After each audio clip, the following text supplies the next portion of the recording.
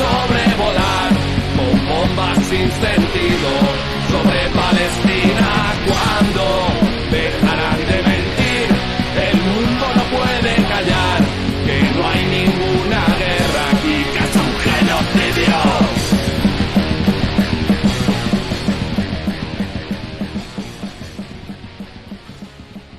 Esto es Crónicas del Levante, un podcast de análisis histórico y político. Bienvenidas, bienvenidos a este ya tan esperado nuevo episodio de esta serie que se ha convertido en uno de los programas más detallados y llenos de información respecto a Palestina y el Estado de Israel que existen en español. Esta es la primera vez que el podcast saldrá igualmente en formato de video, debido a que en este capítulo tendremos un invitado muy especial, catedrático e investigador sobre estudios palestinos, que en un momento más estaré presentando. En el episodio anterior analizamos con minucioso detalle cómo fue el contexto y el proceso de creación del Estado de Israel en 1948, paso a paso. Durante los previos episodios indagamos en los conceptos erróneos más básicos, construyendo el entendimiento popular y más mediatizado alrededor de lo que ocurre en Palestina, como que esto sea un conflicto del todo, que sea muy antiguo, de carácter religioso, o que la creación del Estado de Israel significa que un pueblo judío regresa a su tierra. Si no los has escuchado, te invito a hacerlo, pues ya hemos abarcado bastante información esencial que resulta imprescindible para abordar el tema de manera seria e inteligente. El episodio de hoy continúa aportando profundidad al análisis etiológico e incluso ontológico de este mal llamado conflicto en Palestina. Nos acompaña el profesor Gabriel Sivinian, profesor de la Cátedra Libre de Estudios Palestinos Edward Said de la Universidad de Buenos Aires, sociólogo con una amplia experiencia investigativa, quien nos ayudará a entender con mucha más profundidad sobre el sionismo, su historia, sus mitos y falacias, que algunos empujan como que la crítica del Estado de Israel es antisemitismo, que el judaísmo es sionismo, que el llamado Israel es el Estado judío, etc. Antes de iniciar de lleno en esta charla sobre el muy denso tema del sionismo y su historia, quisiera hacer una reflexión o un punto muy básico de perspectiva sobre este desarrollo histórico que hace la abogada de Derecho Internacional, académica y profesora de Derecho Internacional, la doctora Nura Erakat, autora del libro Justicia para algunos, el derecho y la cuestión de Palestina, que por supuesto recomiendo ampliamente. Pese a los innegables hechos e información que existe sobre lo que ocurre, gran parte de la retórica actual se centra en definir a la situación exclusivamente a partir de constructos de derecho internacional, en aras de proyectar una perspectiva supuestamente civilizada, es decir, sin darse cuenta de la evidente base orientalista. Muchos obvian los cuestionamientos más básicos como la mera validez del mandato británico, por ejemplo, la Declaración Balfour o la misma Resolución 182 de la Asamblea General de las Naciones Unidas. ¿Por qué validamos que potencias europeas y las estructuras de dominio que éstas crean decidan sobre el destino de países ajenos? Nura Erakat escribe ampliamente cómo el propio derecho internacional está principalmente basado en imperialismo y la normalización y legalización de los intereses de las potencias imperiales. Cito de ella: el derecho internacional, en particular, fue desarrollado en el contexto de la expansión imperialista para facilitar la conquista imperialista. Empezó con ¿quién va a tener derecho sobre el mar? Fueran los portugueses o los franceses. Era una contienda sobre trata de esclavos. Cierro cita. Y la continúo parafraseando.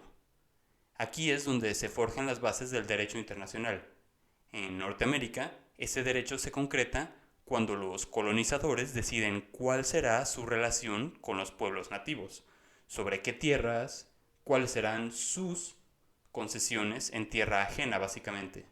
Se da por hecho y se legalizan las aspiraciones imperialistas occidentales partiendo de un entendimiento de que estas expansiones coloniales eran la expansión del dominio cristiano, dando por hecho que los europeos tenían el derecho de explorar y asentarse donde fuese, mientras que los nativos no tienen derecho a defenderse.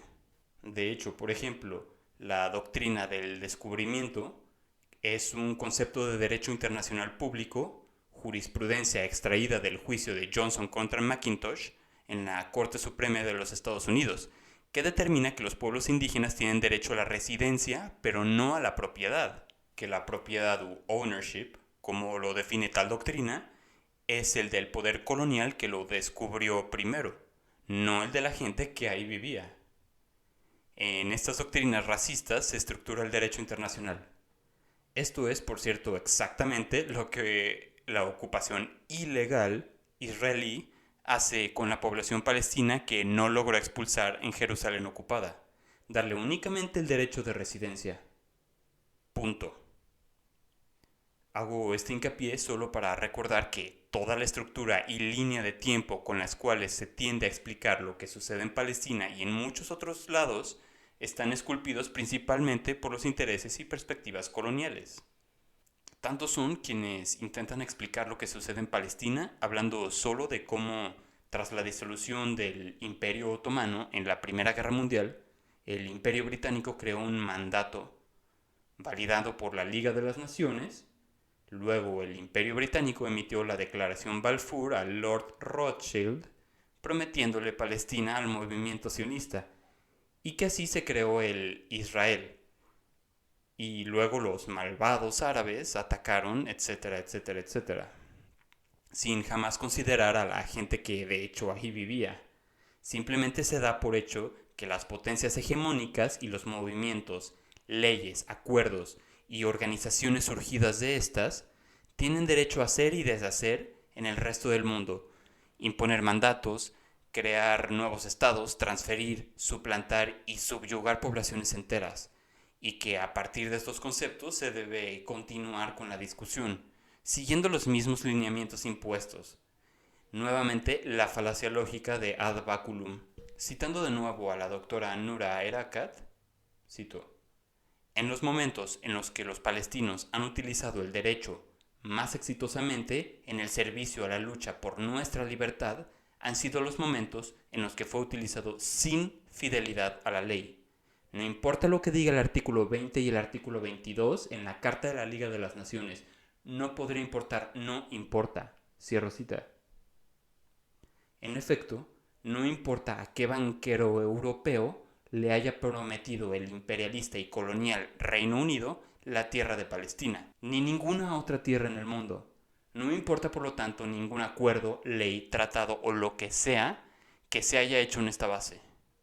Dejemos de replicar estructuras de opresión impuestas por quienes tienen el poder. Dejemos de exigir que los pueblos oprimidos se mantengan exclusivamente dentro del margen de lo que estas estructuras coloniales les imponen. Además de esta esencial reflexión, es imprescindible hablar de un acontecimiento de enorme relevancia, del cual todos los humanos de conciencia tenemos que hablar hoy y continuar hablando siempre: el asesinato de la periodista palestina Shireen Abu Akleh, el pasado 11 de mayo. Periodista ejecutada a sangre fría por los francotiradores de las fuerzas de colonización y ocupación israelí en Jenin, en tierra ilegalmente ocupada. Los israelíes se han caracterizado no solo por asesinar periodistas, en los últimos años han asesinado a más de 45, sino por asesinar prácticamente todos los días a la población palestina en general. Niños jugando, enfermeras, cuerpos médicos, estudiantes en las calles o cualquier persona que se les ocurra. Todos estos son considerados asesinatos extrajudiciales y son catalogados como crímenes de lesa humanidad según el derecho internacional. Prácticamente todos los días tenemos nuevos reportes de palestinos ejecutados a sangre fría por las Fuerzas Armadas de Colonización y Ocupación Ilegal israelí, en tierra ilegalmente ocupada. Benny Gantz, ministro de Defensa del Estado de Israel, quien de hecho es de procedencia húngara y rumana, declaró que no investigarán el asesinato de la periodista Shireen para no manchar la reputación de Israel con posibles nuevos cargos criminales. Es decir, que ejecutan periodistas que reportan sobre sus crímenes de lesa humanidad y a continuación Prefieren simplemente barrer todo debajo de la alfombra y pretender como que nada pasó para no dañar más su ya de por sí decrépita reputación. Más respecto a ataques sionistas contra periodistas, no olvidemos que durante el ataque israelí a Gaza el año pasado, las fuerzas sionistas bombardearon y redujeron a polvo el edificio de la AP, Associated Press, un edificio de 12 pisos que era la sede de todos los periodistas internacionales en Gaza, bombardeando también todas las calles que conducían al hospital para evitar que ambulancias pudieran transportar a los sobrevivientes. En un principio, la Associated Press sí exigió rendición de cuentas, pero rápidamente se quedaron muy callados, como siempre ocurre, ante cualquiera de los crímenes contra la humanidad que cometen los sionistas diariamente. La ejecución de la periodista Shirin, que conmocionó al mundo, no fue sino el inicio de la barbarie israelí solamente esa semana, pues aprovecharon para asesinar a otros 2 adolescentes, y así día tras día en absoluta impunidad. Además, en una nueva muestra de salvajismo sionista, los israelíes atacaron el funeral de la periodista Shirin. Posiblemente habrán visto las imágenes y videos que circularon. Esto debe ser expuesto a la vista de todo el mundo. No contentos con asesinar a la periodista a sangre fría, los sionistas atacaron su funeral. Atacaron a los que cargaban el ataúd de la periodista, golpeando y secuestrando a varios de ellos. Una verdadera abominación. No contentos ya con esto, pocos días después, el 1 de junio, los israelíes asesinaron a otra periodista palestina, la joven Ghofran Warsana, en el campo de refugiados Al-Arub. Esta joven periodista se encontraba en su primer día como periodista, cuando los israelíes la asesinaron a sangre fría. ¡Qué verdadero asco! ¿Quién es tan bajo como para asesinar periodistas en campos de refugiados? Lamentablemente, este nuevo asesinato de periodista no logró causar tanta conmoción, tanto revuelo internacional, debido a que Ghofran Warsana es únicamente periodista, mientras que Shirin tenía también nacionalidad estadounidense y era además cristiana, por lo que Estados Unidos se veía en cierta obligación de decir que se hiciera algo, aunque realmente todo eso queda en palabras, como ya sabemos, y absolutamente nada se ha hecho ni se hará. Solo en el último asalto a Gaza a principios de agosto de este año 2022, los sionistas asesinaron a 47 palestinos, incluyendo 16 niños. La gente de Gaza, perpetuamente aterrorizada por la barbarie sionista, que les mantiene atrapados, sitiados, encerrados en la prisión más grande del mundo, más de 2 millones de almas, la mitad de los cuales son niños, esperando en cualquier momento ser destruidos por los misiles de muerte del Estado de Israel, mientras cientos de israelíes se sientan en sillas de playa fuera de los muros que encierran Gaza, a ver cómo sus bombas y aviones arrasan con el pueblo que ahí vivía mucho antes de que ellos decidieran migrar ahí. Animados aplauden, ríen y bromean con cada estallido, bebiendo cerveza mala Maccabi como si estuvieran viendo un partido de fútbol. Así como no el pueblo elegido por Dios, farsantes, asesinos despiadados.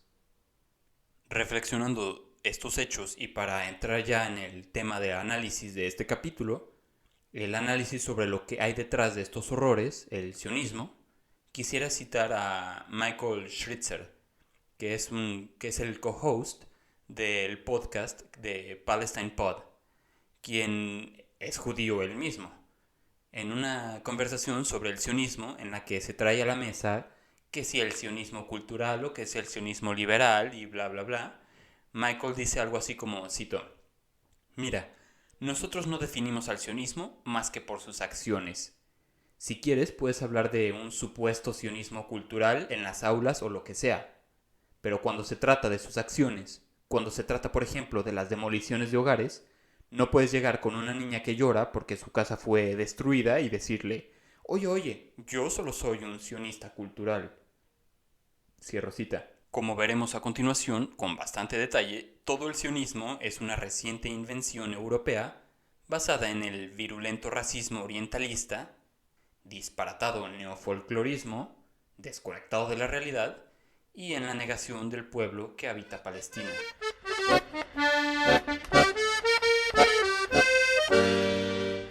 Euer narische Zionisten mit eier narischen Seichel, ihr mögt doch gehen zu dem Arbeiter und lernen bei ihm Seichel. Ihr mögt doch gehen zu dem Arbeiter und lernen bei ihm Seichel. Ihr wollt uns führen kann Jerusalem, wir sollen dort Goldaien, wir wollen besser sein in Russland, wir wollen sich befreien, wir wollen besser sein in Russland, wir wollen sich befreien. Esta canción se llama Euer narische Zionisten. Disculpen mi deficiente pronunciación de Yiddish. Es interpretada por Daniel Kahn y Zoe Korolenko, escrita originalmente en 1931 en Yiddish, el idioma germánico hablado por gran parte de las comunidades judías de Europa del Este. También está en ruso y en inglés. Quiere decir algo así como, oh pequeño tonto sionista. Recordamos que desde luego el sionismo encontró bastante rechazo entre gran parte de los judíos del mundo, sobre todo previo a la Segunda Guerra Mundial. Hoy en día existen numerosas comunidades e individuos judíos que absolutamente rechazan al sionismo y la mera existencia del Estado de Israel. Ahora entonces doy la bienvenida a nuestro invitado de hoy, el profesor Gabriel Sibinian, profesor de la Cátedra Libre de Estudios Palestinos Edward Said de la Universidad de Buenos Aires. Dejo en la sección de fuentes e información de este episodio ligas a varias de sus ponencias, artículos y conferencias que estoy seguro encontrarán bastante enriquecedoras. Profesor, es para mí un honor tenerle aquí. Muchas gracias por estar con nosotros. Bueno, muchas gracias a vos, Sergio, por la invitación. Es realmente muy grato para mí poder conversar contigo y a través tuyo con la audiencia de tu programa. Muchas gracias. Entonces, bueno, empezamos de lleno con el tema que nos compete el día de hoy, el sionismo y los mitos del sionismo. No sé si podríamos hablar quizás un poco con algunas preguntas para empezar. Por ejemplo, ¿es el sionismo? ¿Qué es el sionismo? Quizás si pudiéramos definir qué es el sionismo. Sé que hay varias definiciones y quizás muchas personas, aunque ya hemos hablado aquí en este programa a grandes rasgos del sionismo, si nos pudiera explicar qué es el sionismo y cuáles son sus orígenes. ¿Es verdad que sea una ideología que haya estado con el llamado pueblo judío desde su diáspora, una ideología que lleve 2000 años, de judíos que ansíen regresar a una tierra de donde ellos supuestamente salieron? ¿Esto es el origen del sionismo? ¿O cuál sería el origen, de dónde viene y qué es esta ideología? ¿Qué es lo que nos dice?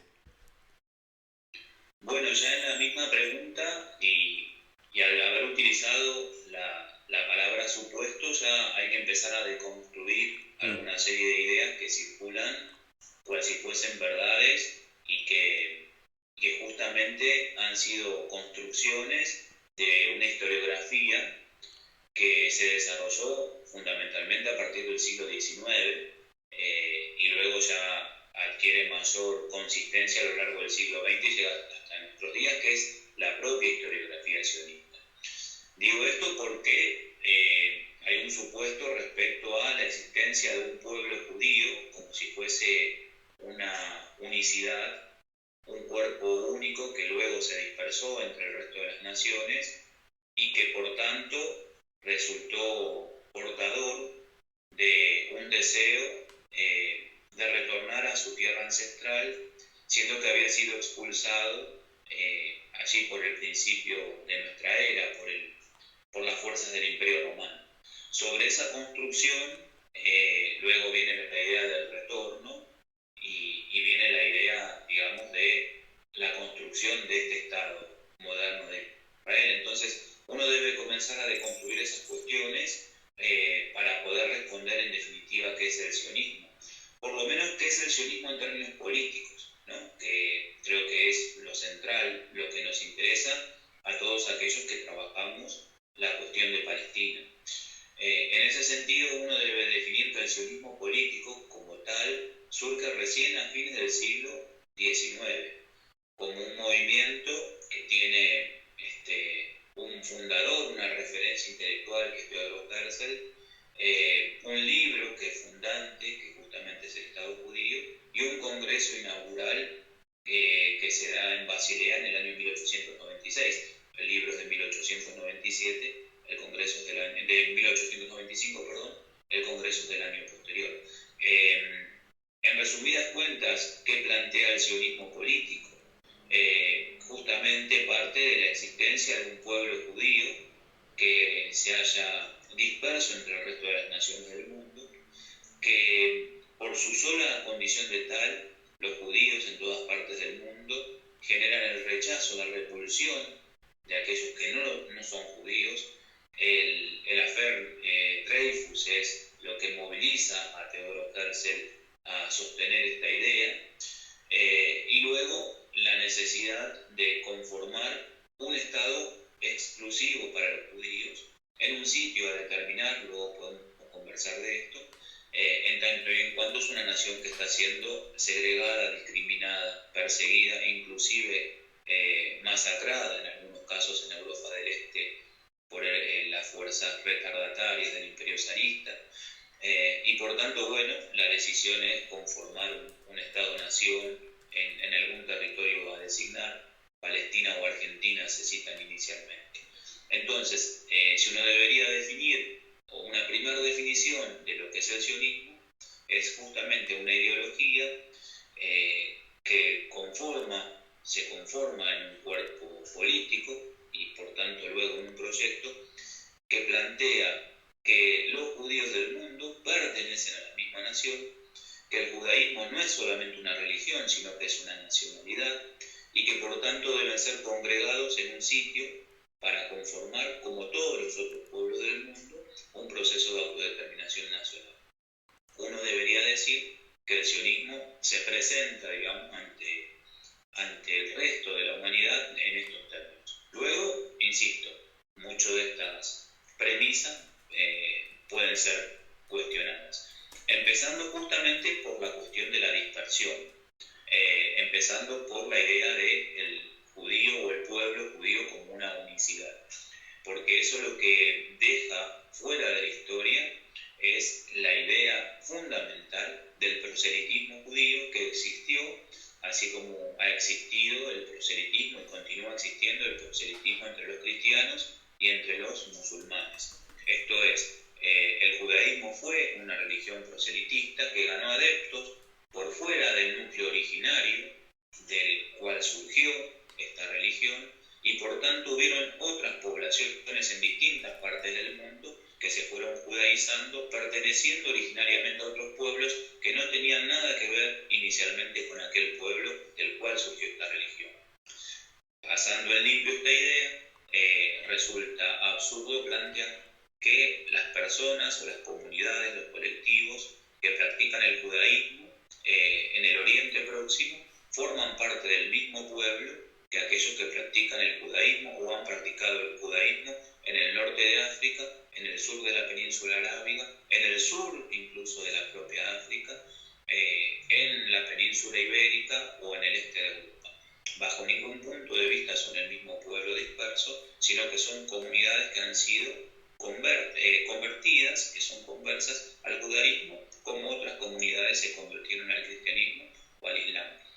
El sionismo parte de esta idea de este pueblo único, errante y demás, y plantea la idea del retorno a una tierra de la cual han sido expulsados, lo que, insisto, no tiene sustento histórico. Hay muchos estudios que, por supuesto, la historiografía sionista deja de lado, que plantean la existencia de reinos judíos en distintas partes del mundo, que luego dieron origen a estas comunidades, de las cuales la principal, la comunidad Ashkenazí, que es la comunidad del este de Europa y del centro de Europa, del cual va a surgir el sionismo como idea y del cual va a surgir la idea del retorno en función de conformar este Estado-nación para el pueblo judío. Sí, me parece muy interesante, exactamente los puntos que hace son claves. Para empezar, el concepto de un pueblo judío, ¿no? De un pueblo. Algo, el historiador israelí Shlomo Sand, por ejemplo, tiene un par de libros en los que deconstruye este concepto. Uno es La invención del pueblo judío, precisamente así se llama, y el otro La invención de la tierra de Israel, ¿no? Y él precisamente tiene una cita, ahorita no la alcancé a encontrar, que dice más o menos la idea de un pueblo judío se basa en la asunción de una supuesta expulsión de los romanos en el primer siglo. Y dice él concretamente, sin embargo, se sabe que esta supuesta expulsión jamás ocurrió. No hay ningún documento, ninguna evidencia de una supuesta expulsión de un supuesto pueblo judío. Por otro lado, sí encontramos evidencia, no nomás Shlomo Sand es bastante criticado por los sionistas. Tiene algunas, sí, yo lo he leído y le he encontrado algunas pequeñas discrepancias. No es un historiador perfecto, obviamente, pero las pequeñas discrepancias que le he encontrado precisamente lo hacen más creíble. Por ejemplo, él habla sobre la expansión del judaísmo, del proselitismo, que bien nos comenta usted, que es un hecho que no se discute en el mainstream, digamos. La gente piensa o la narrativa sionista es que, bueno, hay un pueblo unitario como tal que viene de la Biblia, son los antiguos hebreos, y que ahora mismo son los mismos que se encuentran en Argentina, en Rusia, en Etiopía o en donde sea, ¿no? Cuando vemos que a través de la historia ha habido, de hecho, grandes conversiones, incluso de pueblos enteros.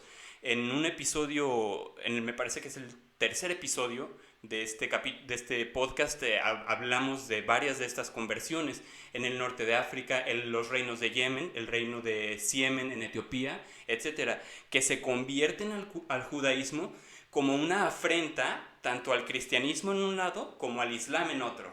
Esto es algo que también deconstruye mucho el autor inglés israelí Paul Wexler en varios de sus libros, diciendo que de hecho el judaísmo actual es más bien una construcción a partir del cristianismo e islam. Ni siquiera es el judaísmo original, no es una construcción de comunidades que se fueron diferenciando, de decir, bueno, esto no soy, esto sí, a través de lo que tanto comunidades islámicas como cristianas decían que era el judaísmo, ¿no? El judaísmo moderno, para muchos autores, incluso es una construcción de preceptos e ideas cristianas e islámicas. Algo que sería un horror, pues, para muchos sionistas aceptar.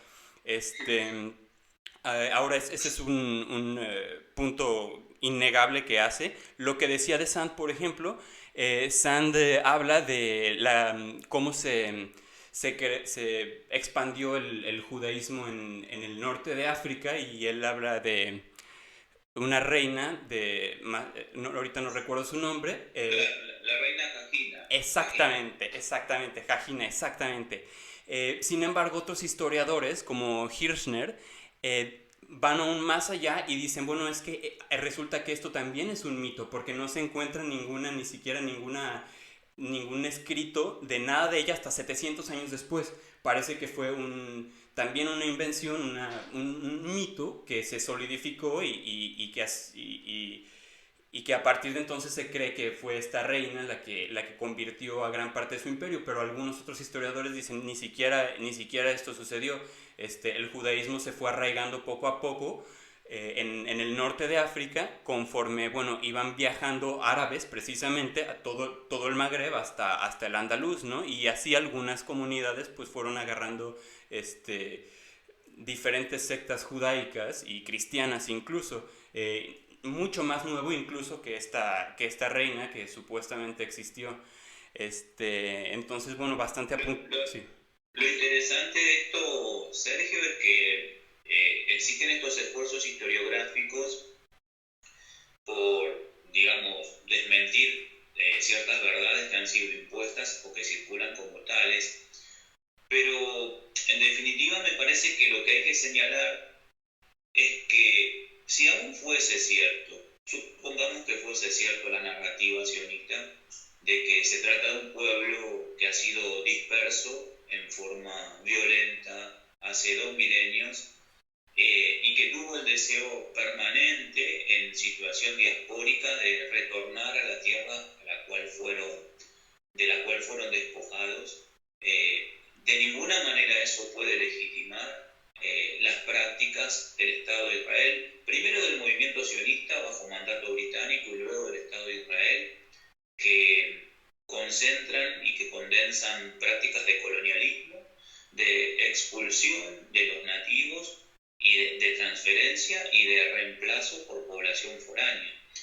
No hay posibilidad alguna en el derecho público internacional de legitimar prácticas de esas características, sino el mundo sería un caos continuo y permanente, más de lo que es, si se me permite.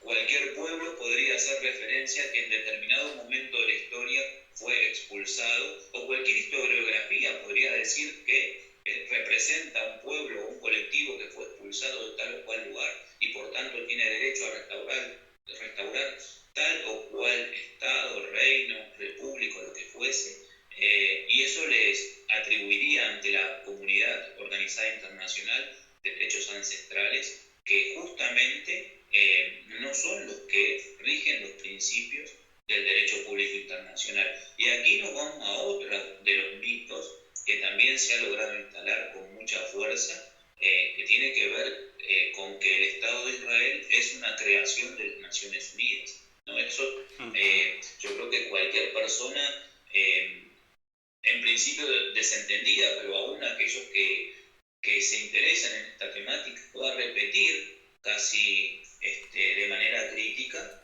que a partir de la resolución 181 de Naciones Unidas, la Asamblea General creó al Estado de Israel, en el sentido de que esa resolución planteaba la partición del territorio de la Palestina histórica en dos estados, un estado judío, un estado árabe, con los respectivos territorios asignados, 54% para el estado judío, 45% para el estado árabe, 1% para Jerusalén y los santos lugares, y luego el movimiento sionista sí acepta esto y constituye su estado, y el movimiento nacional palestino árabe no lo acepta y por tanto no se construye el estado. Bueno, y esto, insisto, las Naciones Unidas de esta manera reconociendo el derecho a este pueblo en continuidad con este argumento, estaría retornando al lugar donde fue desterrado. Bueno, nada más falso que esto, en principio porque las Naciones Unidas no tienen potestad alguna para crear estados. Las Naciones Unidas son un mediador universal. En todo caso, invito a cualquier persona de la audiencia o cualquier ferviente defensor de la ideología y del proyecto sionista que me cite cuál es el artículo, en qué parte de la Carta Fundacional de las Naciones Unidas se establece esta potestad de que las Naciones Unidas pueden crear un Estado.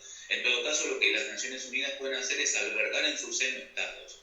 Pero la resolución 181 no creó al Estado de Israel bajo ningún punto de vista. Fue una comisión especial luego de que el mandatario británico, que se había hecho cargo de facto en 1917 y luego en 1922 por justamente delegación de Naciones Unidas, cuando dijo mi misión ha sido cumplida, constituido las bases para crear el hogar nacional para el pueblo judío en el mandato sobre Palestina, cuando luego las Naciones Unidas se hacen cargo del asunto, crean una comisión especial que establece esta forma de dirimir este diferendo que no fue aceptado bajo ningún punto de vista por el pueblo palestino y su dirigencia, pero que tampoco fue acatado por el propio movimiento sionista. Y aún así ni siquiera era vinculante, porque era una recomendación de la forma en que se debería dirimir una controversia. Nuevamente, concediendo que fuese vinculante lo que no era, haciendo este ejercicio de, bueno, está bien, tienes razón en esto. La resolución establecía que ese Estado, el Estado judío, debía constituirse sobre el 54% del territorio de la Palestina histórica. El Estado de Israel ocupa actualmente y se sitúa en el 78% de la Palestina histórica y ocupa la totalidad de la Palestina histórica.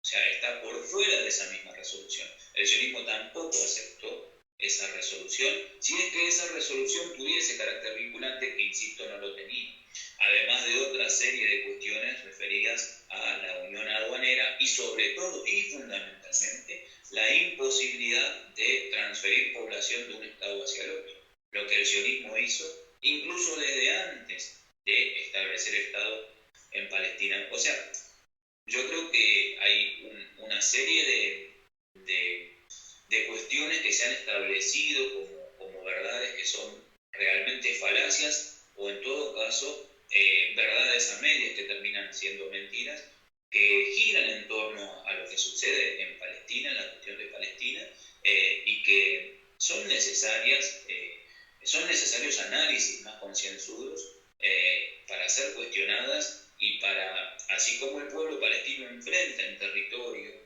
el proceso de opresión que viene desarrollando este movimiento y luego su Estado, también en el ámbito académico, político, mediático, cultural, también es necesario enfrentar estas disposiciones, esta fuerza discursiva, narrativa, simbólica, que tiene un poder de convicción a partir de los medios que detenta, pero que cuando uno comienza un análisis a conciencia se da cuenta que son meras narrativas justificatorias de un proceso de expoliación que es el que sufre el pueblo de Palestina. Exactamente, me parece bastante apuntado lo que menciona.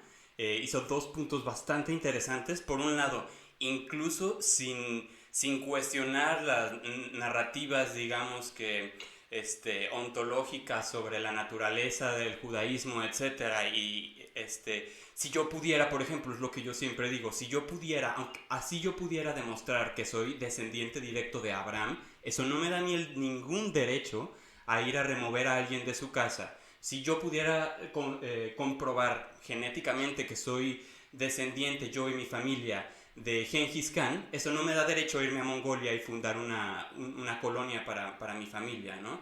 Eso en primera, ¿no? Ya ni siquiera cuestionando la veracidad de este supuesto linaje, ¿no? Y por otro lado, efectivamente, las Naciones Unidas en general y en particular la Resolución 181 de la Asamblea General no tienen ningún elemento vinculante, jamás partieron Palestina ni crearon ningún estado, no tienen la capacidad de las Naciones Unidas ni la Asamblea General de crear estados, de partir países, ni siquiera de crear mandatos. En el inicio de este episodio hicimos una reflexión sobre lo que dice la abogada internacional Noura Erakat, precisamente criticando al derecho internacional y diciendo, bueno, es que el derecho internacional finalmente se crea por las naciones imperialistas que querían dividirse el mar y el derecho a esclavos. Entonces dice, estas instituciones que finalmente crearon, que si el mandato británico, que si la Liga de las Naciones, son instituciones que provienen de los intereses imperialistas finalmente. ¿Qué derecho realmente podría tener un político inglés en otorgarle Palestina a un banquero sionista alemán, ¿no? Que realmente derecho, aunque lo diga aunque lo hubiera dicho la Carta de la Liga de las Naciones, eso no importa realmente a final de cuentas, ¿no? Ahora, bueno, eso en general. Ahora, no sé si pudiéramos irnos un poco más atrás, porque mencionó al principio sobre Herzl, ¿no? Sobre cómo empieza el sionismo, y bueno, que tiene de hecho unos fundadores, tiene un libro, ¿no? El de Judenstadt, ¿no? De Herzl, y mencionó algo que me pareció interesante, porque se tiende a la narrativa sionista, pues dice que el Herzl tiene las ideas originales de esta reivindicación sionista a partir del asunto de Dreyfus. Y algo que el rabino Jacob Shapiro dice y ha investigado bastante, él lo he recomendado en anteriores episodios. Él es un historiador del sionismo, aunque él es antisionista, por supuesto, porque él considera pues, que es algo que es completamente desfasado del judaísmo verdadero. Él, de hecho, se da cuenta que esto incluso fue una mentira de Herzl. El rabino Shapiro habla bastante sobre cómo Herzl fue convertido en una mitología sionista hoy en día. y que todo lo que se dice, o gran parte de lo que se dice Herzl es mito. Él así dice, casi todo lo que se dice Herzl es mito y son pues mitos que se crean para constituir una nación. Él particularmente sobre el asunto de Dreyfus nota que Herzl era periodista cuando pasó lo de Dreyfus. Para quienes no conozcan qué es el asunto de Dreyfus, bueno, Dreyfus era un comandante general en las fuerzas francesas que fue acusado de traición. Finalmente fue absuelto, pero fue inicialmente acusado de traición. Y lo que pasaba es que Herzl, él era judío, era un comandante judío, ¿no?, en las fuerzas francesas. Y Herzl en ese momento era periodista de Die Welt, y él escribe sobre esto. En ese momento escribe y dice que la chusma, la gente que quería acusar a Dreyfus, estaba gritando muerte al traidor, muerte al traidor, y que eso fue lo que realmente ocurrió. Pero años después, para hacer un poco más dramática la historia y justificarse un poco más sus ideas del sionismo, lo que dice Herzl es que la gente estaba gritando muerte al judío, muerte al judío. Dice el rabino Jacob Shapiro que Herzl deliberadamente mintió en esto y deliberadamente cambió la versión, siendo que él había escrito en el artículo que él escribió en 1895, me parece, ahorita lo corrijo si no es así, dice que la gente estaba gritando muerte al traidor, pero una vez que quiere ensalzar un poco más esta idea de la necesidad del sionismo, dice que la gente lo que gritaba por las calles era muerte al judío o muerte a los judíos, y que eso pues le causó el terror, y quiso más bien pues decir que la gente, esto no es para negar tampoco que efectivamente hubiera antisemitismo, sobre todo en la Rusia zarista, ¿no? Efectivamente eso es algo innegable, y desde antes, bueno, sabemos que digamos que desde los reyes católicos, pues, que expulsan a los judíos y a los musulmanes también de España, y que a los judíos sí los dejaron quedarse si se convertían al cristianismo, pero los musulmanes no les dejaron, es decir, que su anti-islam era más fuerte que su anti-judaísmo finalmente. Pero bueno, eso no negamos el antisemitismo, pero sí que Herzl finalmente sí cambiaba un poquito sus narrativas para ensalzar un poco más la situación y justificar un poco más la necesidad de un sionismo. No sé qué... Lo que pasa, sí. Lo que sucede, Sergio, disculpame sí, la interrupción, uno puede tomar este episodio histórico al cual vos haces referencia y puede tomar muchísimos otros episodios históricos o narrativas en ese sentido. Yo desconocía esto que vos estabas planteando, aunque fuese veraz o no lo fuese, independientemente de eso, uno puede replicar episodios de estas características para hacer un análisis conceptual de por qué sería necesario para el movimiento sionista encontrar antisemitismo, que luego sería un término interesante también para deconstruir, porque uno debería hablar lisa y llanamente de aquel que tiene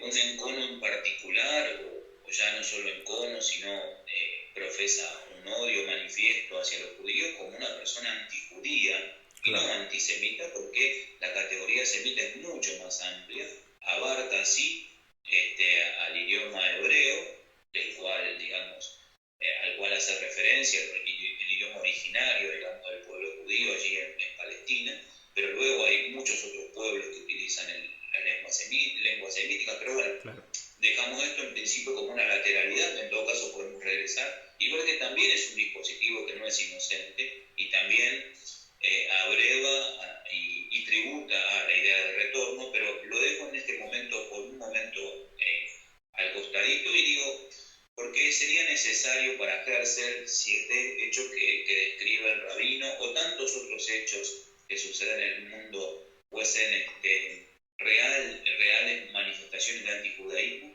encontrar, divulgar y potenciar estas cuestiones.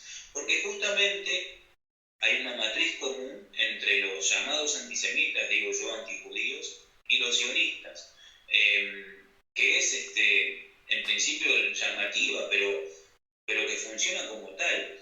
¿Qué plantea cualquier antijudío / antisemita, de nuevo, respecto a las personas en términos individuales o comunidades judías en el seno de una nación que en principio, digamos, sería ajena. Justamente le plantea esto. ¿Qué plantean los ideólogos nazis? Bueno, son un cuerpo extraño, ustedes no pertenecen a la raza pura, no pertenecen a la raza aria, no son alemanes, son distintos que nosotros, no solamente son distintos, sino que son perjudiciales, son, digamos, establecen una serie de atribuciones negativas y por tanto deben irse de aquí, digamos, no forman parte de la nación alemana. ¿Qué dicen los sionistas? Los sionistas dicen exactamente lo mismo. Exacto. Obviamente, no con las connotaciones negativas, autoatribuyéndose connotaciones negativas, desde ya que no, pero dicen exactamente lo mismo. Somos un cuerpo extraño, no formamos parte de estas naciones, nosotros debemos irnos todos juntos a conformar un Estado en un tercer territorio, que lamentablemente para el pueblo palestino es el territorio de Palestina. El sionismo se nutre de los llamados antisemitas. Teodoro Herzl lo dice en el mismo libro, El Estado Judío. ¿Quiénes van a ser aquellos que van a motorizar, quiénes nos van a ayudar para desarraigar a las masas judías en Europa del Este y llevarlas al territorio en el cual se va a emplazar este Estado? Los antisemitas. Los antisemitas van a ser nuestros aliados, claro, ¿no? Nuestros aliados funcionales. Por eso es que están buscando continuamente antisemitismo, entre comillas, de nuevo, por todos lados, y por eso acusan de antisemitas a cuantos puedan acusar, porque cuanto más antisemitismo haya, cuanto más antijudaísmo, digo yo, haya, más funcionará su proyecto. Claro. El sionismo no fue la única manera, ni mucho menos la manera más popular de resolver la llamada cuestión judía. Cuestión judía que es un proceso histórico, social, político, cultural, arraigado fundamentalmente en Europa del Este, que luego se fue extendiendo hacia el centro de Europa, pero es una expresión clara del racismo europeo. Ese mismo racismo europeo que se ha manifestado por siglos en nuestros continentes y hacia nuestros pueblos, toca que sucede con una comunidad o con comunidades en el propio centro europeo. Algo similar a lo que está pasando hoy en Ucrania. ¿Por qué, más allá de los factores o de las potencias intervinientes, que en un caso Rusia, y por tanto no se le va a perdonar ningún tipo de política expansiva, guerrerista a Rusia desde ya, pero digo, ¿por qué conmociona tanto lo que sucede en Ucrania? Justamente por lo que ocurre en Europa. ¿Cuántas otras guerras hay en curso en este mismo momento en distintas partes del mundo que no requieren la más mínima atención? Bueno, esto da la casualidad que tiene a Rusia como protagonista, pero además que ocurre en Europa. El racismo europeo se volvió sobre los judíos sobre fines del siglo XIX, tiene sus antecedentes, desde ya no es un fenómeno nuevo, ni hacia los judíos, ni obviamente, decíamos, tampoco es un fenómeno nuevo el racismo, pero fundamentalmente frente a esa situación que da conformidad a la cuestión judía, el sionismo era una de las alternativas. En el seno de las comunidades judías se evaluaron otras alternativas, la posibilidad de la solución a través de la incorporación en los colectivos nacionales que estaban en procesos constitutivos en igualdad de derechos civiles y políticos, una salida, si se quiere, emancipatoria de acuerdo a los principios iluministas del liberalismo político. Existieron esas corrientes iluministas dentro de las comunidades judías que planteaban algo diferente a lo que planteaba el sionismo. Existieron también las posturas más tradicionalistas que frente a las transformaciones sociales, políticas, económicas en Europa del Este, quisieron mantener de todas maneras sus costumbres, su cultura y continuar viviendo en comunidad, digamos, como si nada pasara alrededor. Existieron los proyectos autonomistas que planteaban una reconfiguración, o en el marco de la reconfiguración de los imperios de Europa del Este y de Europa Central, mantener una autonomía cultural para estas comunidades en el seno, digamos, de esas naciones que se estaban conformando. Y también existieron las perspectivas revolucionarias, emancipadoras, humanistas, que planteaban que el fin de la persecución hacia los judíos vendría de la mano del fin de la persecución y de la explotación del hombre por el hombre, con el nuevo orden social. Exacto. Entonces, el sionismo fue solo una alternativa inicialmente, que luego terminó triunfante, y terminó triunfante obviamente por las condiciones de época y además porque entró en colusión con los intereses imperiales de la época. Exactamente. Particularmente con Gran Bretaña. Y aquí podríamos sí tender dos líneas de análisis. Una que plantee justamente que el sionismo o el proto-sionismo era una pulsión, como dice Shlomo Zahn, que estaba presente en el seno del Reino Unido y particularmente de Gran Bretaña ya desde el inicio de la Reforma Protestante. Eso lo plantea. Y la otra línea de análisis, para focalizar en el rol que tuvo Gran Bretaña, tiene que ver con sus intereses imperiales hacia fines del siglo XIX y la importancia geopolítica, la importancia estratégica del territorio de Palestina, que explica por qué conquistarán Palestina y emplazarán ese hogar nacional devenido luego en Estado de Israel. Pero son dos líneas de análisis interesantes que surgen de esta misma posibilidad y que hacen que uno pueda avisorar por qué finalmente fue el sionismo quien se terminó imponiendo frente a las otras alternativas, la liberal, la más ortodoxa, la autonomista o la revolucionaria, que también estaban presentes en el seno de las comunidades europeo-judías en función de resolver esta cuestión judía, insisto, un problema racista de Europa, porque esta cuestión judía no surgió en Oriente Medio, no surgió en el Imperio Otomano, digamos, sería otra cuestión hablar de cómo funcionaban esas comunidades en el Imperio Otomano, pero bajo ningún punto de vista recibieron la persecución que padecieron en estas regiones a las cuales estábamos haciendo referencia. Sí, absolutamente, absolutamente. Es decir, el sionismo nace en un contexto muy específico de Europa, de nacionalismos europeos, nacionalismos en el seno de la Segunda Revolución Industrial, del colonialismo y del imperialismo, ¿no? Y de hecho, como apunta Nur Masalha, de hecho, el sionismo fue ya un movimiento tardío de estos nacionalismos europeos. Primero empezaron a denominarse qué van a ser los... Alemania no existía como la conocemos, ni Italia como la conocemos. Los estados europeos se estaban apenas formando con los límites que tienen hoy en día, ¿no? Se estaban uniendo los diferentes principados, ducados, etcétera, que existían dispersos en Europa y decir, bueno, esto va a ser Alemania, esto va a ser Italia, etcétera. Y en un contexto muy específico, pues, de rivalidades, sale en un territorio tan pequeño como lo es Europa realmente para la cantidad de gente que tiene, diversa y de lenguas, ¿no? En este contexto se crea pues se genera este racismo y esta rivalidad. Me parece absolutamente interesante y que tiene que resaltarse que el sionismo efectivamente nace del antijudaísmo. De hecho, apunta el rabino Shapiro que los primeros sionistas eran rotundamente antisemitas o antijudíos, pero increíblemente él cita muchísimos escritos de Herzl que yo no voy a repetir aquí, pero con insultos bastante derogatorios hacia las comunidades judías. Él les llamaba a los judíos Yid, les decía también Polacks y les decía Maushel, que son... él refiriéndose a los mismos judíos, siendo el judío. Estos son términos derogatorios hacia los judíos. Dice, por ejemplo, Anita Shapira, que es una de las principales historiadoras del sionismo, cito: los sionistas estaban influenciados por las actitudes nacionalistas prevalentes en ese tiempo. El movimiento nacionalista judío, sionismo, extraía sus ideas y medidas de lo que es aceptable y lo que no es aceptable, lo que es honorable y lo que es abominable, lo que es admirable y lo que es asqueroso del mundo conceptual de los movimientos nacionales y sociales europeos. En este reservorio también servía a los movimientos antisemitas. Parece que los estereotipos antisemitas nutrían en cierta medida el pensamiento de los exponentes sionistas, en especial aquellos que pretendían efectuar una revolución profunda en la vida de los judíos. Estas personas, los sionistas, absorbieron más que suficiente el análisis antisemita.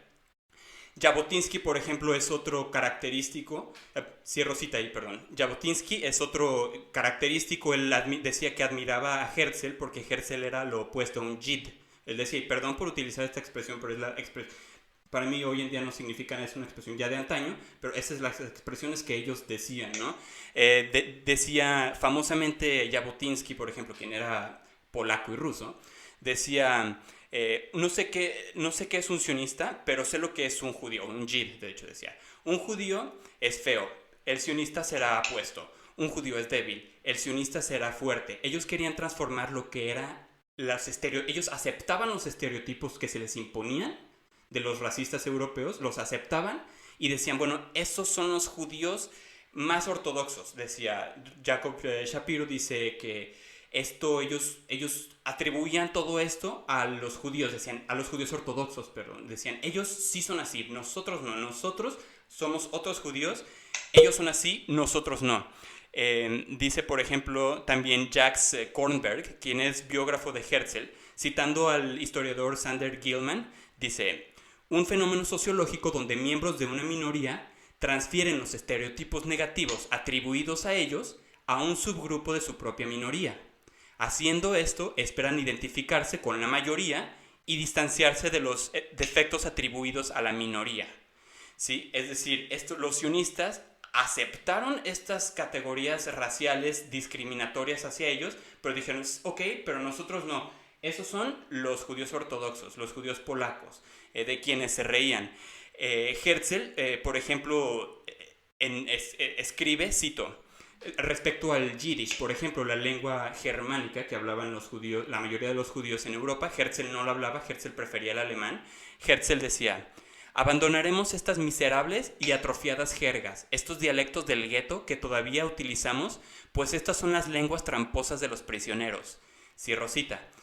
Eso es algo que decía Herzl del mismo idioma de sus comunidades, ¿no? Herzl deseaba, dice tanto Jabotinsky como otros historiadores posteriores, que lo que Herzl quería hacer era crear un estado de europeos, de franceses y alemanes, o germanos en general, en Palestina, ¿no? Él no estaba interesado, ni siquiera al principio, ni siquiera estaba interesado en el renacimiento del hebreo y todo esto. El hebreo, como hemos mencionado en otros capítulos, el hebreo moderno es una reconstrucción que hace que se hace en Bielorrusia, ¿no? Un lexicógrafo bielorruso, ni siquiera es el hebreo moderno, no es filológicamente una lengua semita como tal. De hecho, el lingüista israelí británico Paul Wechsler tiene un libro que se llama La naturaleza esquizoide del hebreo, la naturaleza esquizoide del hebreo, una lengua eslava en busca de un pasado semita.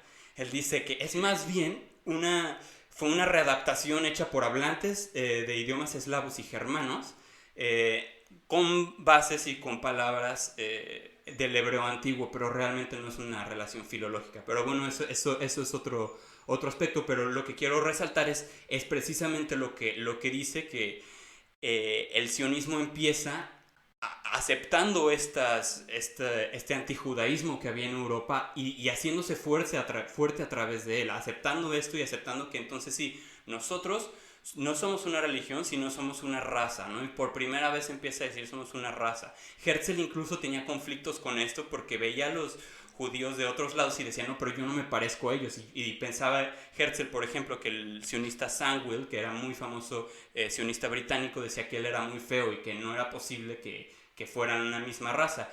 Rupin, el mismo sionista Rupin, uno de los fundadores del Estado de Israel también y fundador de la Comisión de Colonización Sionista en Jaffa, él incluso iba más allá. Él era un alumno de los nazis, de hecho, y él categorizaba, decía que los judíos eran una raza y que eran perteneciente a la raza blanca, y que dentro de la raza judía blanca había subgrupos de judíos que se habían diluido con razas menores, ¿no? Y estos conceptos se permean hasta hoy en día en el sionismo de hoy en día y en el concepto del Estado de Israel.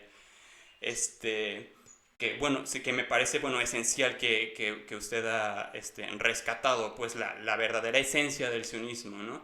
No sé si bueno, alguna otra, ya para no alargarme mucho más, mencionó también que las ideas que habían en Gran Bretaña anteriores al sionismo, y me parece también bastante rescatable. Pues hay algo que se llama el israelismo. Ya desde el siglo XVI existían en Inglaterra la idea del israelismo, que decían que de hecho los ingleses eran los descendientes de este pueblo de Israel, y concretamente decían que la corona británica, la familia real, era descendiente del rey David, ¿no? Algo que hoy en día obviamente sabemos que es algo disparatado y que ni lingüísticamente, ni históricamente, ni genéticamente tiene ninguna relación con el Levante. Pero eso fue una idea que desde el siglo XVI viene en Europa hasta ya entrado el siglo XX. También hubo un israelismo francés, etc. O sea, en Europa muchos también pensaron que eran los descendientes de los antiguos hebreos, ¿no? O sea, ni siquiera los sionistas fueron los primeros en decir que eran descendientes directos de este gran pueblo, etc. No, porque también eso, bueno, en relación a lo que decías antes, es interesante complementar tu análisis en función de la figura del Sabra, ¿no? Ese sí es el verdadero judío que nace, se desarrolla y es la antítesis del judío diaspórico. Así es. Exacto. Como lo construye inicialmente el sionismo, esa figura que justamente cualificando positivamente aquel o aquellos o las comunidades que hacen aliot, luego redimen la tierra y se desarrollan como tales en su plena potencialidad en la tierra prometida. Y ese judío tiene otros atributos absolutamente diferentes al diaspórico, que es aquel que ha vivido errante, perseguido, humillado. Pero bueno, eso fue otra línea de análisis interesante de cómo esos discursos luego empalman ya con la constitución del propio Estado de Israel. Luego la cuestión de la autoatribución de protección de minorías que hacen los propios imperios coloniales. Bueno, lo que vos decís es tal cual. En el siglo XVI ya hay manifestaciones dentro del protestantismo respecto a la misión que debían asumir o autoasumir de retornar a los judíos para luego ser convertidos al cristianismo en Tierra Santa como el paso previo al regreso, al retorno del Mesías, ¿no? Hay sectas protestantes que ya en el siglo XVI comienzan a plantear esto, cuando el protestantismo recién surgía. Luego es una pulsión, dice Shlomo Sand, que va a atravesar la historia del imperio colonial británico, y también se va a expresar luego en términos de las estrategias que van a tener las potencias coloniales para con Tierra Santa.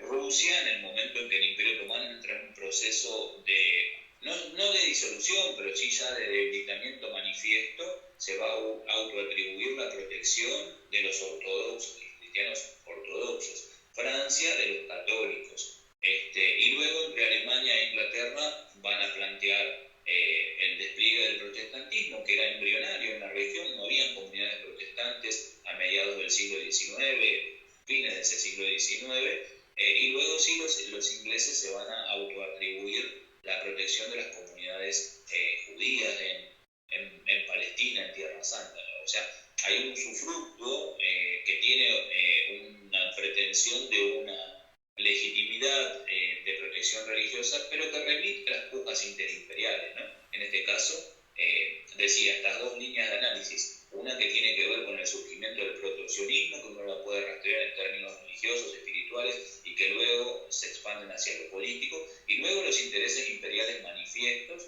siendo que Palestina ha sido estratégica. No hay más que leer la historia de Palestina a lo largo de los siglos y de la región, para no hacer palestinocentrismo, sino de la región del Levante, e inclusive me extendería incluso hacia el Cáucaso, esa región de confluencia de las masas continentales, europea, africana, asiática. Uno ve pasar allí a lo largo de la historia a los imperios en distintas direcciones, ¿no? Del oriente hacia el occidente, del occidente hacia el oriente, del sur hacia el norte, del norte hacia el sur. Y bueno, en esa configuración, Palestina era un territorio apetecible, sobre todo en función de la vecindad con el canal de Suez, canal estratégico para el imperio británico en su disputa con Francia y luego con Alemania, en dirección a las rutas hacia las Indias, ¿no? Sus colonias más importantes. Establecer un enclave colonial en esa región era un reaseguro de Suez, era un reaseguro de la puerta de entrada asiática hacia justamente el llamado Lejano Oriente. Así que ese interés, esa colusión de intereses entre ese movimiento que plantea nosotros no somos de aquí, tenemos que irnos, que evalúa Palestina, pero como decía también inicialmente evaluó Argentina, luego puso en consideración constituir ese Estado judío en África, en Uganda y en otros distintos lugares, lo que también deconstruye otro de esos mitos respecto a que ese proyecto tenía que ver con la redención de la tierra, la ascensión y demás. Era un proyecto que tenía que ver con una coyuntura específica, con las persecuciones que estas comunidades estaban recibiendo, padeciendo, y por otra parte con la intención de dar una solución. Luego van a definir Palestina recién en 1905, pero el sionismo como tal, como movimiento, cuando se constituye políticamente, inicialmente no define por Palestina, evalúa distintas opciones, lo que es una demostración palmaria de que el proyecto no era un proyecto religioso, ni mucho menos, ¿no? Claro, claro. Es aquí una pregunta, porque bueno, hemos visto esto que tenían el proyecto de precisamente fundar ese estado, como bien dice, que sí, en Argentina. Por cierto, sobre Argentina leía sobre Julius Popper, argentino, que fue uno de los autores del genocidio de Tierra del Fuego, y también un amigo del sionismo, digamos, que él le escribía a Herzl, y Julius Popper aparentemente tenía la idea, o era de los de la idea, que quizás este nuevo estado se fundase en Argentina. Y bueno, él en todo lo que es en el cono sur, pues extermina entre Chile y Argentina, exterminan prácticamente a los pueblos que vivían ahí. No sé ¿cuál sería? ¿Qué fue lo que hizo que se fuera más bien por el lado de Palestina? ¿Sería que era más fácil para el mandato británico ya nomás simplemente transferirle la tierra, o qué fue? Porque sí sabemos que había varios que proponían Uganda, por ejemplo, Madagascar, estaba una tierra en el río Niágara entre Estados Unidos y Canadá, hay una isla ahí que también se propuso. ¿Qué fue lo que finalmente, digamos, que dio para adelante el proyecto de colonización en Palestina? Yo creo que fundamentalmente lo que decía hace minutitos, el tema del sitio, del lugar estratégico de Palestina. Sí. Yo creo que eso fue fundamental. Exacto. A tal punto fundamental dominar esa región. Hay un historiador griego, economista, historiador muy interesante, llamado Dimitri Kitsikis, que nosotros lo trabajamos su modelo en la Cátedra de Estudios Palestinos Edward Said, que plantea un modelo analítico que plantea que existen las civilizaciones orientales, las civilizaciones occidentales y lo que él denomina la región intermedia, que es el punto de confluencia. Esa región intermedia tiene su epicentro en Bizancio, Constantinopla, Estambul, esa región, digamos, del Mediterráneo oriental, que debían dominar todos los imperios que pretendían ser imperios ecuménicos, por lo menos ecuménicos hasta tanto habían descubierto, entre comillas, nuestro continente, ¿no? Y el resto de los territorios desconocidos por ese momento. Bueno, esa región intermedia, insisto, con epicentro en Bizancio, Constantinopla, Estambul, incluye a la Palestina, incluye el territorio del Mediterráneo oriental. Es un lugar central. Él lo que plantea es que cualquiera de los imperios que se extendió en una u otra dirección, indefectiblemente hizo base y se consolidó en la región intermedia. Es interesante lo que analiza, no ya en términos históricos, sino en términos del presente. Los imperios europeos, eurooccidentales, ya no van por el dominio de la región intermedia, sino van por la destrucción de ese imperio ecuménico para trasladar el eje geopolítico hacia el Atlántico, ¿no? Pero bueno, entonces, insisto, también otra lateralidad.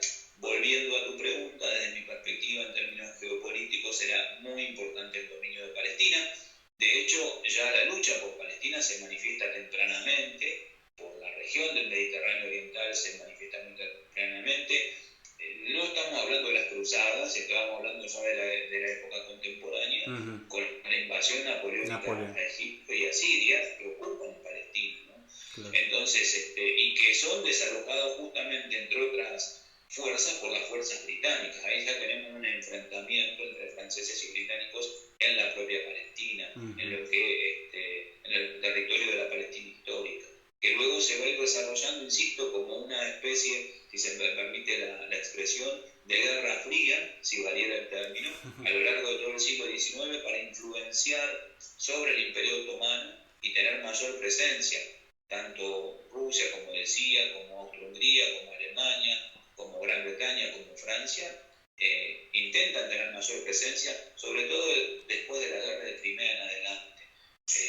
No solamente, insisto, por el valor simbólico, político, histórico, sino por su valor estratégico. ¿No? Y bueno, lo vemos hoy en día, ¿no? La importancia de ese enclave colonial occidental en la región y cómo ha desestabilizado a lo largo de las décadas cualquier proceso de integración regional, ya no hablar solamente de la paz, sino cualquier proceso de integración regional.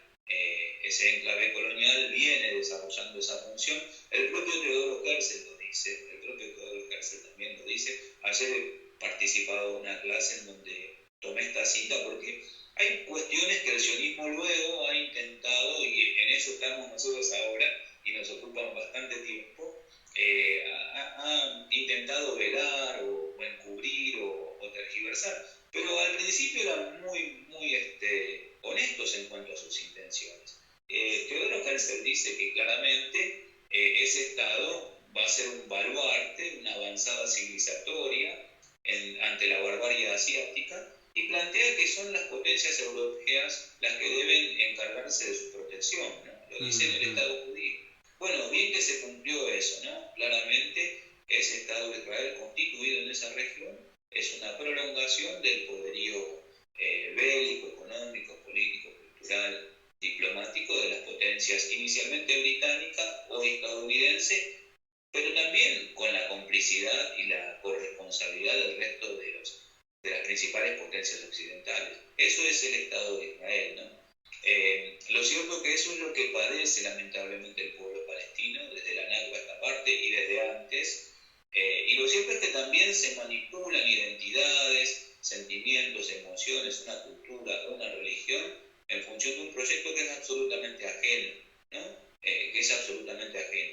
Y también se utilizan hechos históricos trágicos, realmente muy trágicos de la historia de la humanidad, para pretender legitimar actos terroristas, actos de terrorismo de Estado.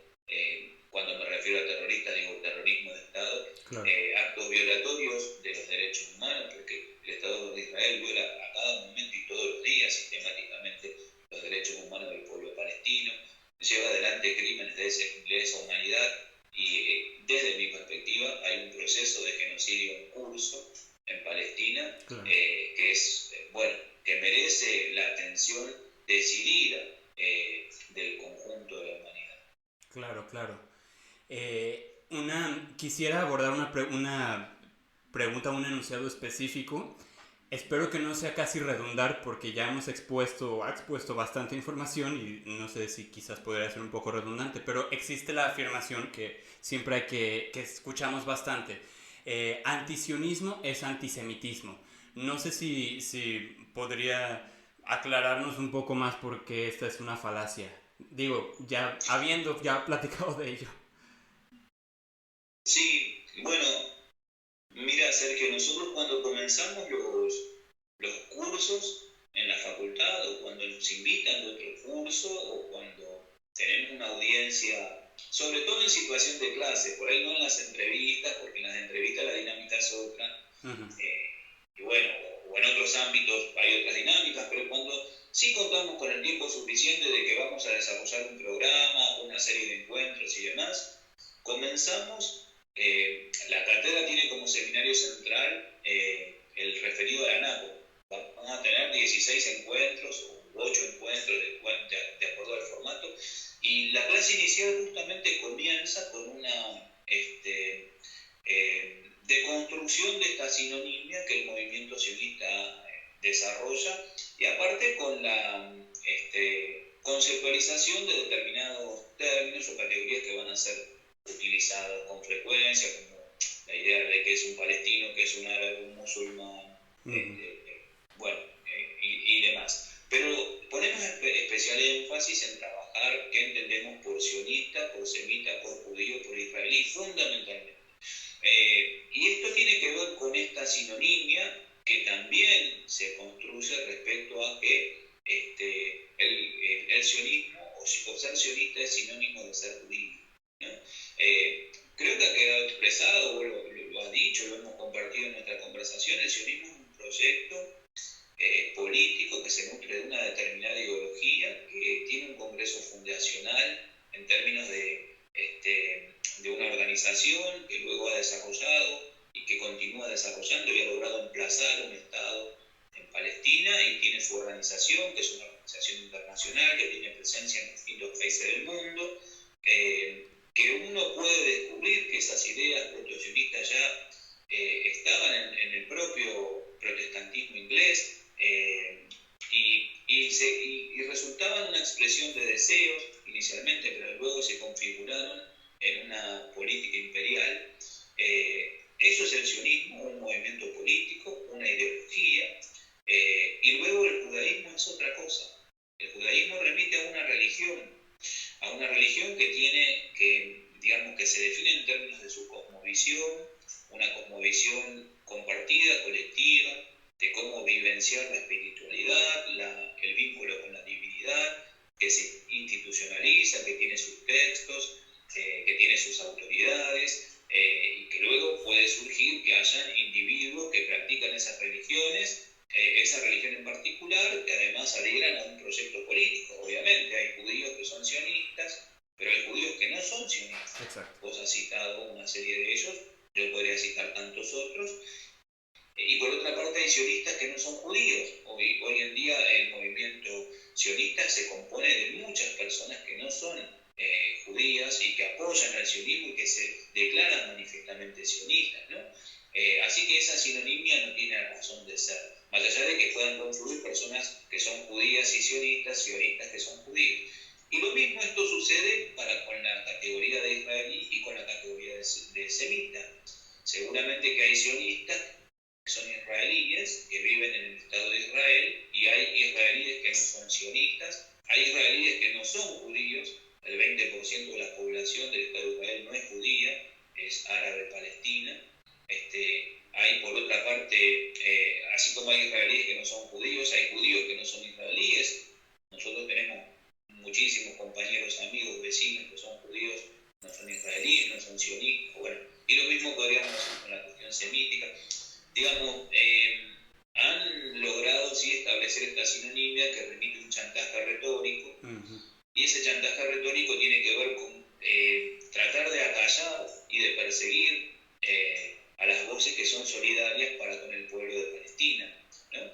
Cuando lo que estamos condenando es una práctica de un Estado que viene expoliando y, como decía hace un ratito, viene desarrollando el proceso que conocemos como Nakba. Estamos criticando a una ideología política. No sé los partidos en México hoy cómo están en función del posicionamiento de López Obrador y demás, pero cualquiera puede discutir y cuestionar a cualquier ideología y plataforma política en cualquier lugar del mundo. Claro. ¿No? El sionismo es eso. ¿Cómo no se va a poder criticar una ideología, un movimiento político? ¿Cómo no se va a poder criticar a un Estado? No tantos estados en el mundo reciben críticas y las acusaciones más severas. Resulta que este Estado no, o que este movimiento político no. ¿Por qué? Porque en definitiva, estableciendo este desplazamiento semántico, cualquier crítica hacia el Estado de Israel o cualquier crítica hacia la ideología segregacionista que planteó el sionismo desde un primer momento, resulta que termina siendo una crítica a una religión o a una comunidad lingüística. Bueno, es absurdo, pero funciona, realmente le funciona, y bueno, en eso está nuestra tarea también, entre tantas otras, de deconstruir estas falsas sinonimias y de abogar por la solidaridad efectiva para con el pueblo oprimido, que es el pueblo palestino, ¿no? Porque es la otra parte, es la parte sobre la cual tenemos que prestar atención. atención y es la parte que está, insisto, padeciendo estas políticas y con una resistencia que es admirable, ¿no? Con una resistencia admirable. Porque si todavía hoy en día estamos hablando de esto en tiempo presente, es ni más ni menos porque el pueblo palestino resiste, resiste continuamente este proyecto colonial, como decía, de expulsión, de transferencia de población originaria para implantación de población foránea.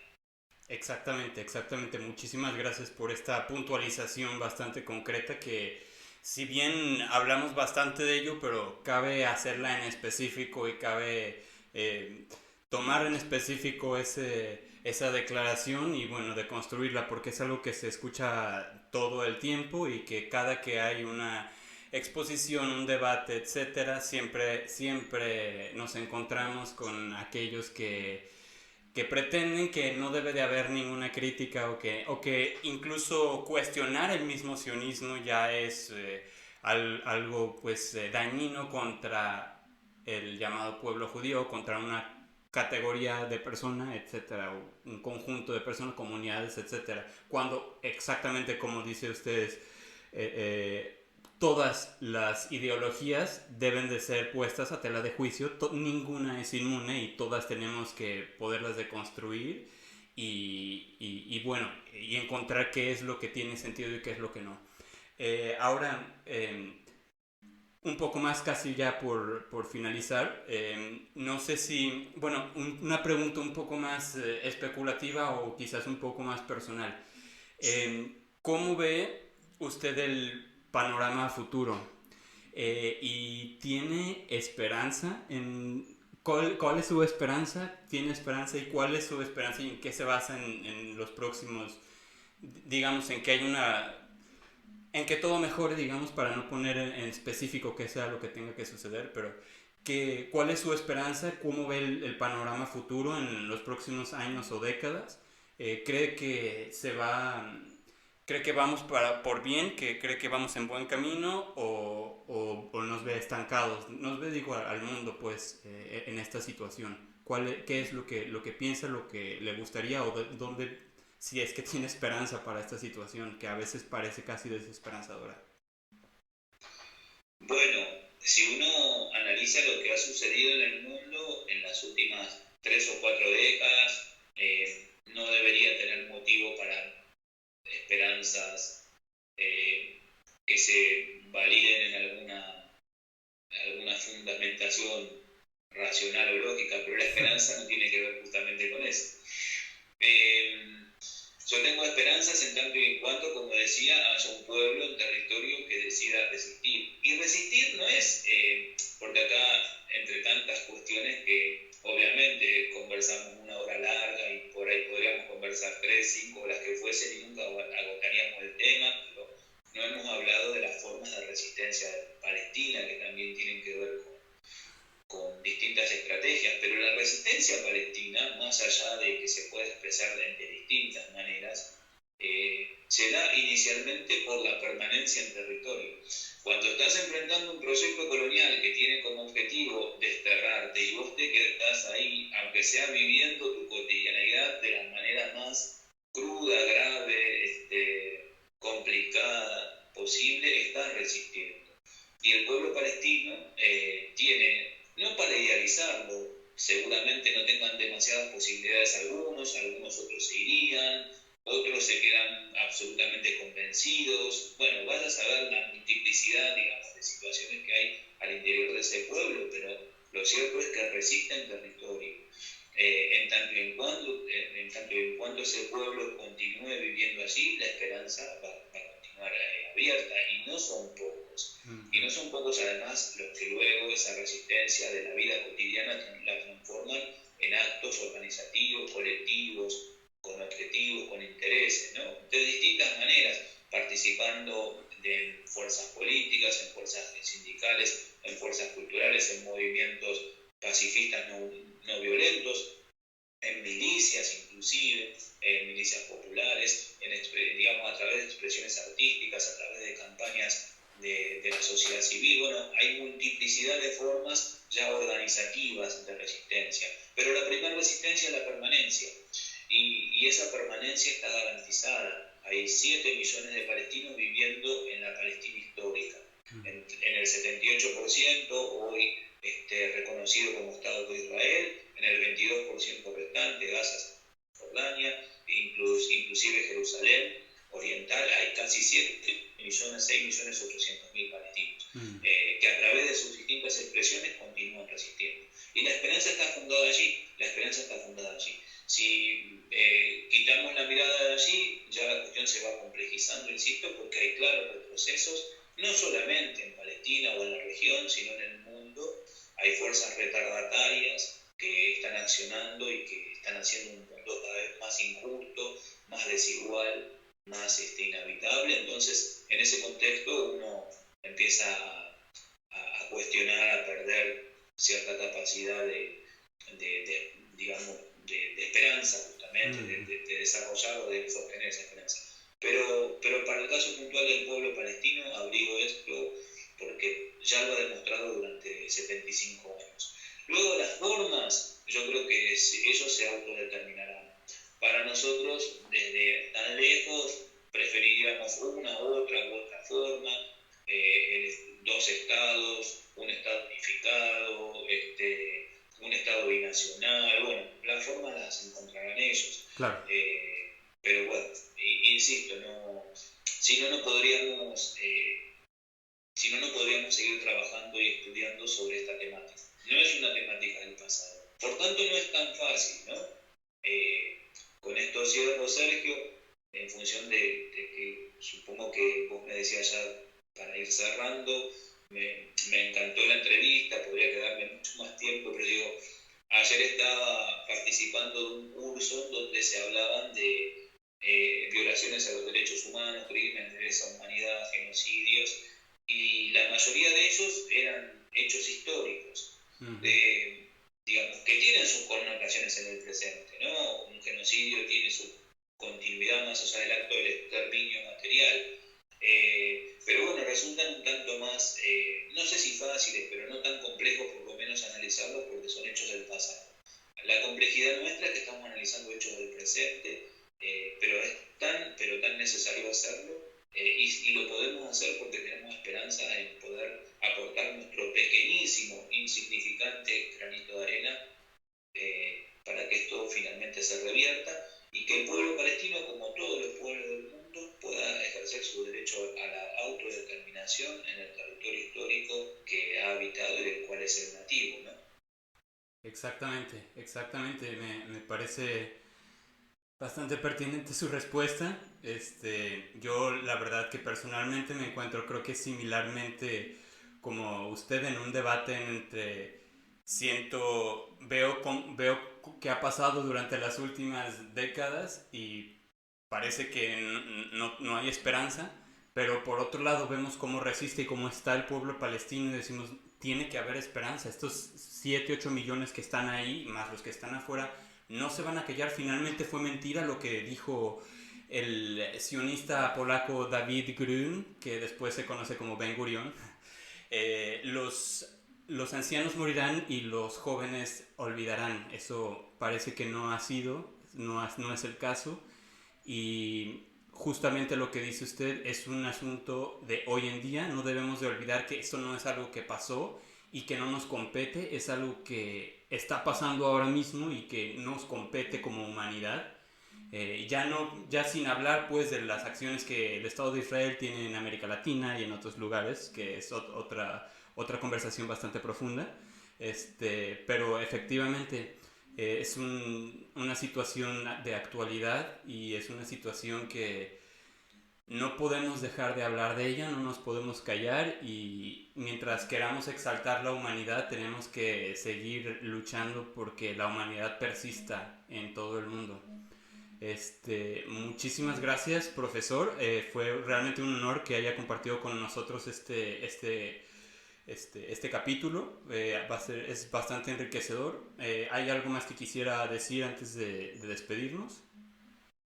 No, agradecerte el tiempo disponible, agradecerte la convocatoria, decirte que quedo a disposición para futuras encuentros si así lo decidieras, y que realmente valoro también muchísimo este tipo de actividades, la actividad de personas como vos, como tantos otros que desde sus propios espacios abrigan, avanzan e impulsan con sus propias fuerzas esta lucha humanista, que en definitiva de eso se trata, ¿no? La lucha del pueblo palestino es una lucha humanista y es una lucha por toda la humanidad. Así que te agradezco, Sergio, a disposición, y nos vemos pronto.